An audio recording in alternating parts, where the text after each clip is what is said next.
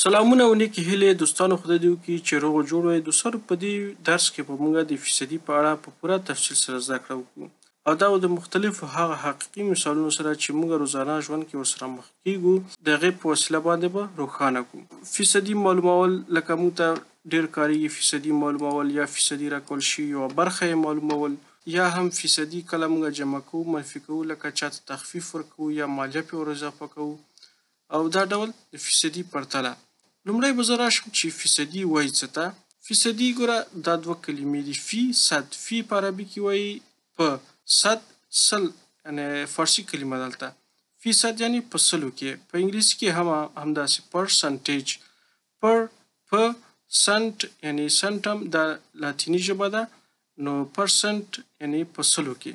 ښه، زه دلته لاندې راشم په یو د پیزا په مثال سره به تاسو ته د فیصدي روښانه کړم. تاسو وګورئ چې دلته یو پیزا ده او دا 4 برخې شوې ده، صحیح ده؟ او فرض وکړئ چې موږ او تاسو د یوه برخې مکمله نوشیجان کړه. نو لومړی وګورئ چې دا یوه پیزا څو برخې ده؟ دا 4 برخې ده. او که زه دا چېرته اوس تقسیم کړم، دا به ماته څه راکړي؟ 0.25. اوس د دې مطلب څه دی؟ د دې دا مطلب دا دی چې دا یوه برخه د دې ټولې پیزا دومره کېږي، 0.25. خو دلته اوس مونږ دا پیزا چې دا 4 برخې تقسیم کړې ده، که مونږ چېرته فیصدي معلومو یعنی په سلو کې معلومو، نو دا پیزا به راواخلو مونږ به په 100 برخو باندې تقسیم کړو. دلته دا وګورئ دا 100 برخې تقسیم شوې ده. کوچنۍ برخې وینئ، نو دا داسې دا پیزا چې ده 100 برخې تقسیم کړې ده. اوس که زمونږ د خپله همدغه برخه راواخلو، دلته وګورو چې څو برخې کېږي په 100 کې. دا په 100 وړو برخو باندې تقسیم شوې ده. دا خپله برخه چې موږ راواخلو چې دا موږ تاسو نوشیجان کړه، دا وګورئ چې دا به 25 برخې جوړوي. تاسو وګورئ چې دلته کومې برخې دي، دا تاسو حساب کې د ویډیو ودروئ او ورته وګورئ چې دا څو برخې دي. دا به تاسو ته 25 برخې په لاس درکړي. یعنی په 100 کې موږ 25 برخې خوړلې ده، او په 4 کې هم بیا یوه برخه خوړلې ده. صحیح شو؟ نو هر کله چې موږ فیصدي معلومو، نو کومه برخه چې ده هغه به موږ معلوم کړو چې د ټولې پیزا څومره جوړوي، بیا به یې په 100 کې ضرب کړو تر څو فیصدي موږ ته لاسته راشي. نو دغه 2.5 چې زه فیصدي معلوموم څنګه به کوم؟ دا به زه دلته ولیکم او ضرب یې کوم د څه سره؟ د 100 سره. نو دا به ماته راکړي 25. چون دا اوس فیصدي شوه، نو زه حق لرم چې دلته ورسره ولیکم فیصدي، علامت مې ورسره ولیکو.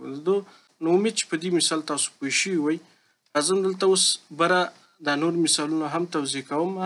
دلته تاسو وګورئ چې یو کال دی 365 ورځې او 240 ورځې په دې باندې اوښتې دي. نو اوس موږ معلوموو چې په فیصدي لحاظه دا کال څومره تکمیل شوی دی. نو لومړی ما تاسو ته ویلې چې موږ به معلوموو چې دا د دې ټولې کال یا د 365 ورځو څومره برخه ده. نو زه به دا برخه راخلم. دلته تاسو وګورئ چې موږ هغه یوه برخه راواخیسته که نه، په ټولو برخو باندې هم تقسیم کړه چې 4 برخې دي. نو دلته هم دغه کومه برخه چې پوره شوې ده، دا به زه دلته ولیکم. دا به تقسیموم په ټولو باندې که نه، 365 ورځو باندې. دلته دا ما ولیکل، خو دلته به زه بیرته دا تقسیم کوم، مساوي علامت به ولیکم. 240 تقسیم دی 365، دا به راشي 0.25. اوس که په 100 کې معلومول غواړم، نو دا په 100 کې ضرب کوم. نو مساوي 100 ضرب دی 10. انټر وهم، نو دا اوس 15% شوله. صحیح دی؟ خو که چېرته په اکسل کې تاسو بیا د دې سره فیصدي علامت اضافه کوئ، نو دلته یې مه اضافه کوئ، ځکه دلته موږ په 100 کې ضرب کړه. صحیح دی؟ کومه برخه چې تاسو لا په 100 کې نه وي ضرب کړی، نو هلته به بیا تاسو د فیصدي علامت باندې کلیک وکړئ. که چېرته په دې باندې کلیک کړئ، نو دا به په 100 کې یو ځل بیا ضرب ورکړي، نو دا به بیخي بل څه شي. زه کنټرول زیډ وهم چې بیرته خپل حالت ته راشي. په دې ترتیب باندې موږ فیصدي معلومه کړه. نو د دې فیصدي معلومولو فورمول چې دی، هغه به تاسو ته دلته وښیم چې تاسو ته یاد پاتې شي. دا فورمول دی چې برخه به راخلو، په پوره عدد به یې تقسیموو او ضرب د 100 به یې کوو، نو دې سره موږ ته فیصدي معلومیږي.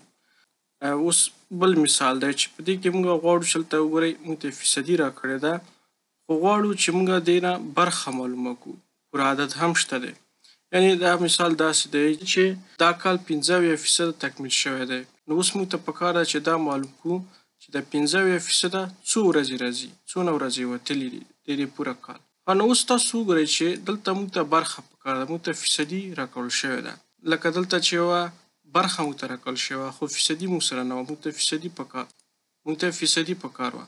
که زه غواړم چې دلته برخه معلومه کړم نو کوم پروسه چې موږ ترسره کړې وه د فیصدي معلومولو دپاره هغه دلته برعکس کړو. یعنې که چې هم دلته تقسیم کړی وي هغه به دلته ضربوو، او که چې هم دلته ضرب کړي وي لکه دلته چې 100 ضرب کړی دی هغه به دلته تقسیموو. کله چې تاسو فیصدي نه بیرته یوه برخه معلوموئ یا غواړئ چې د فیصدي د علامت نه لرې کوئ او عدد ته یې واړوئ، نو تاسو به څه کوئ چې دغه عدد به تاسو په 100 باندې تقسیموئ. لکه دلته چې موږ 100 ضرب کړی دی، دلته پروسه چې بالعکس شوې ده دلته به موږ په 100 تقسیم کړو. نو 15 تقسیم د 100 دا به څونه راځي؟ دا به راځي مساوي 15 تقسیم د 100. دا دومره راځي.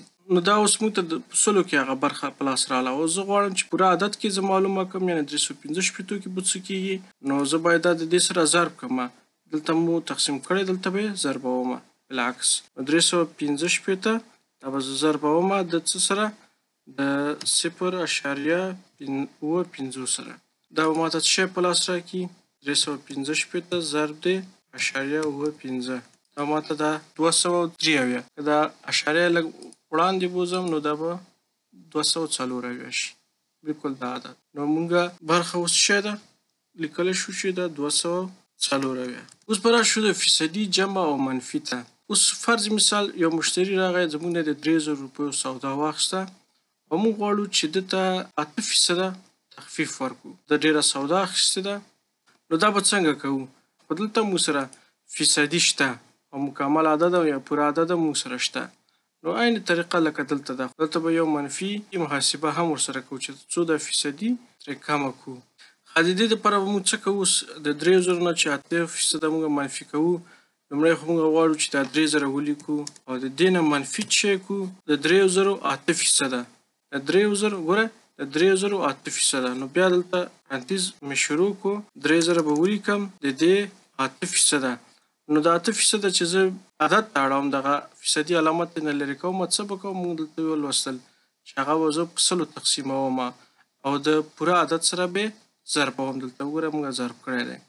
نو ضرب د 8 تقسیم د 100 پرانتیز به بیرته بسته کړم. او دلته ګورئ تاسو یو شی په نظر کې ونیسئ، که زه پرانتیز ونه لیکم دا محاسبه مکمله غلطیږي. تاسو به دا په ریاضي کې لوستلي وي. دا یو اصول دی چې کله په یوه محاسبه کې یا معادله کې قوسونه، توان، ضرب، تقسیم، منفي، جمع راځي، نو لومړی به موږ څه شی ترسره کوو؟ لومړی به موږ پرانتیزونه ترسره کوو.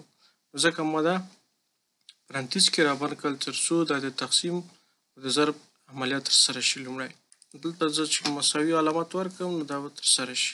دا راځي 2980 چې کله موږ 8% ترې نه منفي کړو د 3000 څخه. دلته اوس یو بل مثال دی چې موږ په تېره میاشت کې 8000 فروشات کړي وو او اوس په دې میاشت کې موږ لرو 9000. نو دې کې خو یو لوړوالی راغلی. لومړی خو به زه دا لوړوالی معلوم کړم چې دا څومره دی. نو دا خو اسانه کار دی چې څه شی دی؟ دلته به زه مساوي ولیکم 9000 منفي 8000. دا راغی. اوس به دا معلومه کوم چې دا د دې څومره فیصده راځي. دا کار په څه کوو؟ لکه دغه فرمول نه به ګټه اخلو. لیکم به 1000 تقسیم د 8000. صحیح شو؟ یعنې دلته بیا زه ترسره کړم 8000 دا به دومره راشي او بیا به یې ضرب کړم د 100 سره. وګوره یعنې 12.5% دې کې څه راغلی دی؟ لوړوالی راغلی دی. نو دا د فیصدۍ مختلفې طریقې دي. امید چې تاسو زده کړي وي. نو د یو اکسل درسونو دپاره زما اکاونټ فالو کړئ، لایک او شیر مو هیر نشي. ښې چارې.